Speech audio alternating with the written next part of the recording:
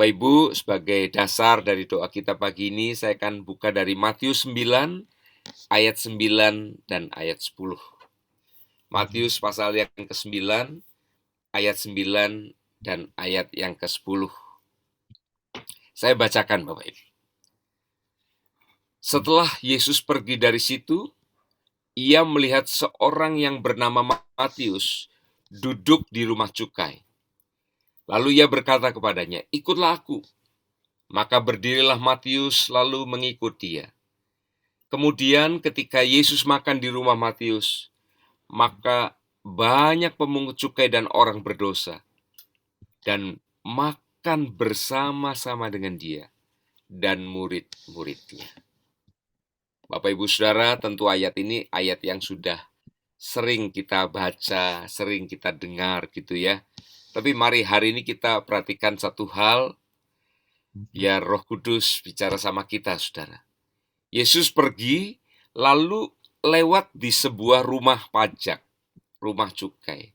Atau kalau sekarang bisa dibayangkan sebuah kantor pajak, kira-kira gitu. Matius sedang bertugas. Dia adalah seorang pemungut pajak, dan hari itu dia sedang duduk di sana, di kantornya. Saudara. Yesus lewat, ya.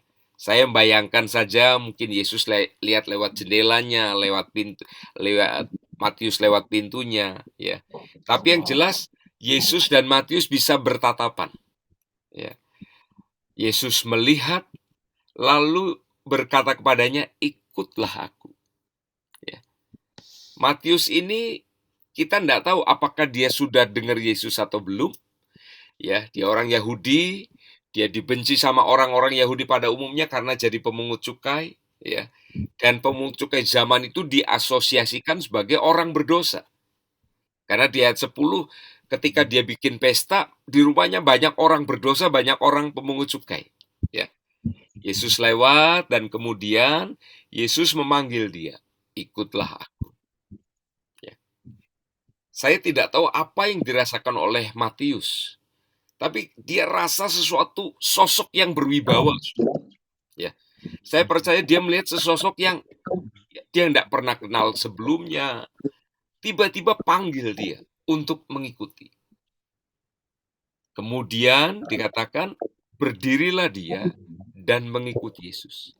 Sosok ini suaranya begitu apa ya Bapak Ibu? Begitu berwibawa sehingga Matius tidak bisa menolak. Dia ikut Yesus. Ya. Tentu dalam perjalanannya beberapa orang sudah ikut Yesus, ya. Saya rasa ada percakapan. Siapa Yesus? Lalu beberapa orang mengatakan sesuatu dan Matius percaya sama Yesus. Dan dalam perjalanan itu pula Matius, ya, dia punya banyak uang, Saudara.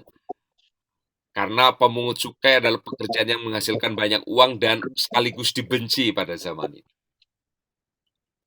Dia nanya sama Tuhan, kira-kira pertanyaan imajinernya gini, "Boleh nggak Tuhan makan di rumahku?" Ya, Tuhan Yesus bilang, "Oke, silahkan." Ya, dia segera siapkan sebuah perjamuan, Saudara.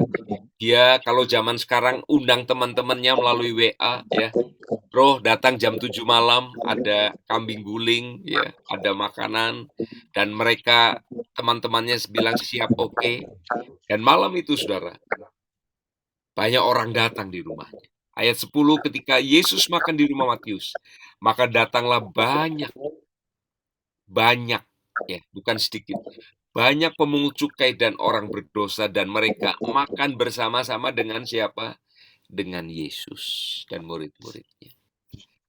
Apa yang bisa saya tangkap, Bapak Ibu? Ya, apa yang bisa kita lihat dari ayat ini?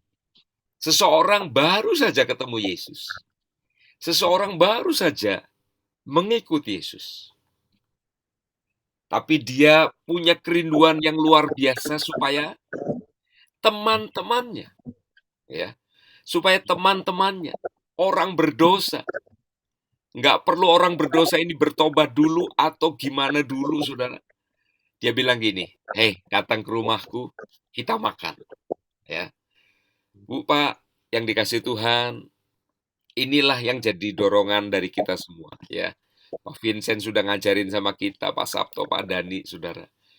Ayo ajak orang untuk ketemu Yesus. Ngopi kah? makankah, atau sekedar bertemu, atau pertemuan yang tidak sengaja. Intinya adalah ketika kita menjadi orang percaya, mari bawa teman kita yang belum percaya untuk makan dalam tanda kutip, untuk berjumpa dengan Tuhan Yesus. Satu poin yang penting adalah tadi, Tuhan saya mau ngomong tentang Tuhan. Gimana caranya? Dan ketemu ya, membuka pembicaraan lalu mengarah kepada pembicaraan mengenai Yesus ya. Ini sesuatu yang luar biasa. Banyak orang sulitnya di titik itu ya, termasuk saya Pak Krisman ya. Saya melayani udah lama lah, udah puluhan tahun gitu ya. Tapi membuka percakapan itu yang saya sulit. Ya, ya puji Tuhan ya, oleh kasih karunia Tuhan, ini ada istri saya di sebelah saya. Ini layarnya kadang-kadang kelihatan atau enggak gitu ya, muncul-muncul. Eh, Dikenalkan dengan Pak Vincent, ya, Pak Sabto, Pak Dani, dan seluruh tim di Harvest Academy. Ya Tuhan kasih saya, sebetulnya selama ini rupanya saya takut aja. Keberanian ya, diberi keberanian untuk berbicara ya. Puji Tuhan, biar renungan ini boleh menjadi dorongan buat kita semua untuk on fire terus menginjil. Puji Tuhan.